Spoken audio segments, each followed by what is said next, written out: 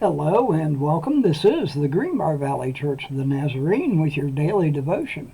Today is Monday, August the 26th, and today our devotion comes from the book of Daniel. And we will be in chapter 1, and we will look at verses 1 through 7. Here's the word of the Lord. In the 3rd year of the reign of Jehoiakim, king of Judah, Nebuchadnezzar, king of Babylon, came to Jerusalem and besieged it. And the Lord delivered Jehoiakim, king of Judah, into his hand, along with some of the articles from the temple of God. These he carried off to the temple of his God in Babylon and put the treasures in the house of his God. Then the king ordered Ashpenaz, chief of his court officials, to bring into the king's service some of the Israelites from the royal family and the nobility. Young men without any physical defect, handsome, showing aptitude for every kind of learning, well-informed, quick to understand, and qualified to serve in the king's palace. He was to teach them the language and literature of the Babylonians. The king assigned them a daily amount of food and wine from the king's table. They were to be trained for 3 years, and after that they were to enter the king's service. Among those who were chosen were some from Judah: Daniel, Hananiah, Mishael, and Azariah. The chief official gave them new names. To Daniel, the name Belteshazzar; to Hananiah, Shadrach; to Mishael, Meshach; and to Azariah, Abednego. And that is the word of the Lord. Our article today, and our articles this week, are written by Doug Hardy.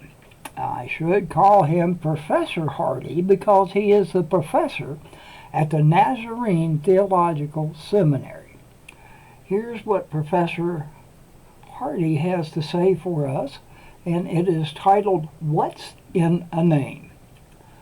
Each of us bears a name given by our parents or other caregivers, but also by peers, culture, enemy, and our roles.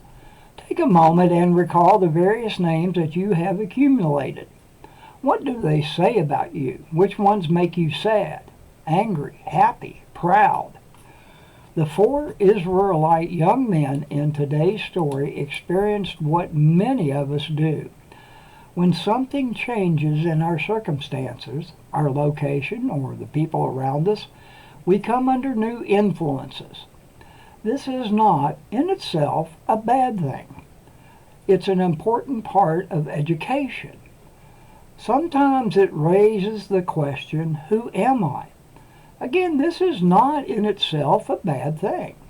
Having multiple names can help us examine our identity more closely to discern what is worth keeping. Who are the most influential people in your life, and what names have they given you? Which of these best reflects your true identity in God? What name might cause you to forget your true identity in God? Perhaps these words from God to Israel can be an encouragement to you. Do not fear, for I have redeemed you. I have summoned you by name. You are mine. And you can find that in Isaiah chapter 43, verse 1. The hymn today is "Arise, My Soul, Arise" by Charles Wesley. Before the throne my surety stands. My name is written on his hands. And from the book of 1 John, chapter 3, verse 2. Dear friends, now we are children of God, and what we will be has not yet been made known. But we know that when Christ appears, we shall be like him, for we shall see him as he is.